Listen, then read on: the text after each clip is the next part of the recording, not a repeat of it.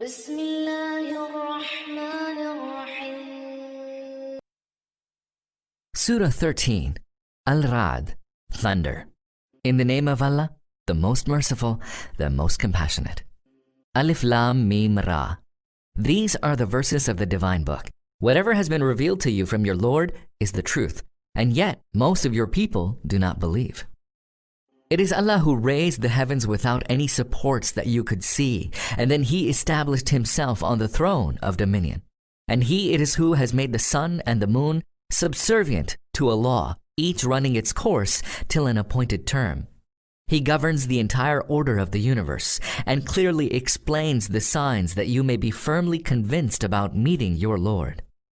He it is who has stretched out the earth and has placed in it firm mountains and has caused the rivers to flow. He has made every fruit in pairs, 2 and 2, and He it is who causes the night to cover the day. Surely there are signs in these for those who reflect. And on the earth there are many tracts of land neighboring each other. There are on it vineyards and sown fields and date palms, some growing in clusters from one root, some standing alone. They are irrigated by the same water, and yet we make some excel others in taste. Surely there are signs in these for a people who use their reason. And were you to wonder, then wondrous indeed is the saying of those who say, "What? After we have been reduced to dust, shall we be created afresh?" They are the ones who disbelieved in their Lord.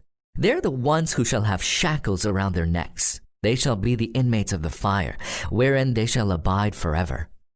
They challenge you to hasten the coming of evil upon them before the coming of any good, although people who followed a like course before had met with exemplary punishment from Allah. Verily, your Lord is forgiving to mankind despite all their wrongdoing. Verily, your Lord is also severe in retribution. Those who refuse to believe in you say, "Why has no miraculous sign been sent down upon him from his Lord?" You are only a warner, and every people has its guide. Allah knows what every female bears and what the wombs fall short of in gestation and what they may add. With Him, everything is in a fixed measure. He knows both what is hidden and what is manifest. He is the Supreme One, the Most High. It is all the same for Him whether any of you says a thing secretly or says it loudly, and whether one hides oneself in the darkness of night or struts about in broad daylight. There are guardians over everyone, both before Him and behind Him, who guard Him by Allah's command. Verily, Allah does not change a people's condition unless they change their inner selves. And when Allah decides to make a people suffer punishment, no one can avert it, nor can any be of help to such a people against Allah. He it is who causes you to see lightning that inspires you with both fear and hope, and He it is who whips up heavy clouds.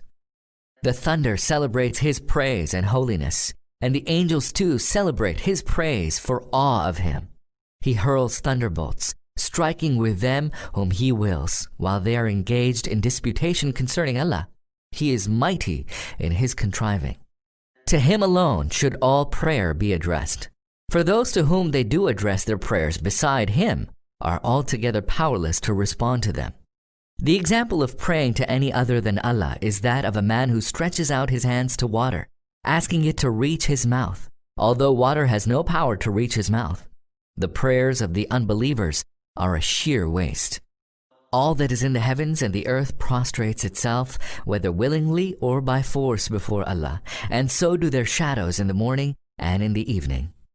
Ask them, "Who is the Lord of the heavens and the earth?" Say, "Allah." Tell them, "Have you taken beside Him as your patrons those who do not have the power to benefit or to hurt even themselves?" Say, "Can the blind and the seeing be deemed equals? Or can light and darkness be deemed equals?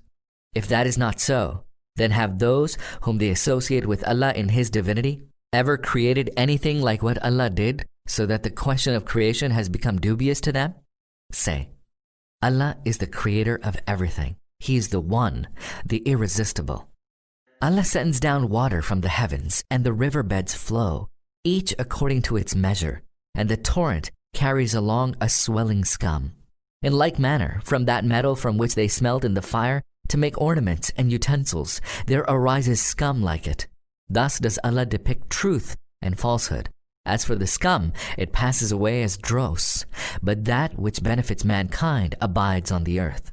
Thus does Allah explain the truth through examples. There is good reward for those who respond to the call of their Lord.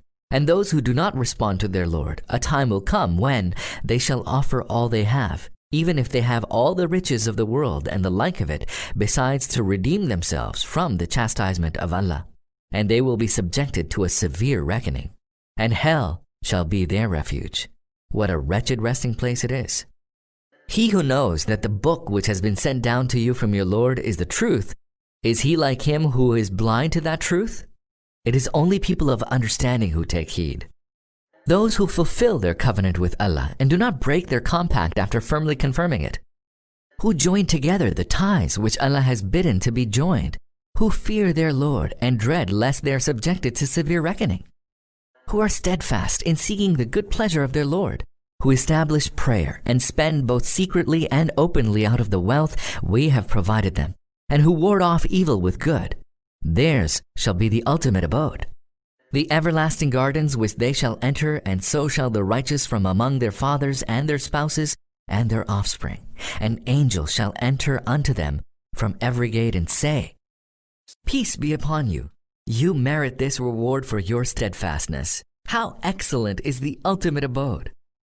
As for those who break the covenant of Allah after firmly confirming it, who cut asunder the ties that Allah has commanded to be joined, and who create corruption in the land, Allah's curse shall be upon them, and theirs shall be a wretched abode in the hereafter. Allah grants the provision to whomsoever He wills abundantly, and grants others in strict measure. They exalt in the life of the world, although compared with the hereafter, the life of the world is no more than temporary enjoyment.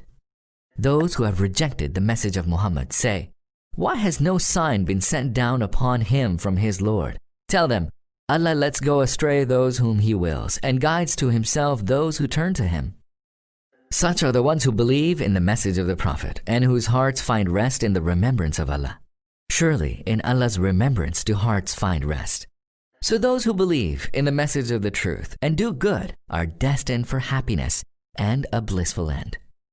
Thus have we sent you as a messenger to a community before which many other communities have passed away, that you may recite to them whatever we have revealed to you, and yet they deny the Lord of mercy. Say to them, He is my Lord. There is no God but Him. In Him I have placed all my trust, and to Him I shall return. And what would have happened were a Quran to be revealed wherewith mountains could be set in motion, or the earth cleft, or the dead made to speak? To show such signs is not at all difficult, for everything rests entirely with Allah. So, do not the people of faith still look forward to such a sign in response to the demand of the unbelievers, and despair as a result of knowing that had Allah so willed, He could have guided all to the truth? Misfortune continues to afflict the unbelievers on account of their misdeeds, or to befall on locations close to their habitation. This will continue until Allah's promise of chastisement is fulfilled. Indeed, Allah does not go back upon His promise. Surely the messengers before you were ridiculed, but I always initially granted respite to those who disbelieved, and then I seized them with chastisement. Then how awesome was my chastisement! Is it then in regard to Him who watches over the deeds of every person that they are acting blasphemously by setting up His associates? Tell them, name those associates if Allah Himself has made them His associates. Or are you informing Allah of something the existence of which He does not even know? Or do people arbitrarily utter empty words? Indeed, their foul contriving has been made to seem fair to the unbelievers, and they have been barred from finding the right way. Whomsoever Allah lets go astray will have none to guide him. They shall suffer chastisement in the life of the world, and surely the chastisement of the hereafter is even more grievous. None has the power to shield them from the chastisement of Allah. And such will be the paradise promised to the God-fearing. Rivers will flow beneath it.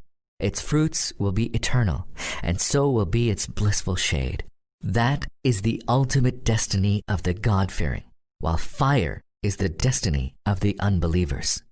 Those upon whom we bestowed the scriptures earlier rejoice at the book revealed to you, while there are also some among different groups that reject part of it.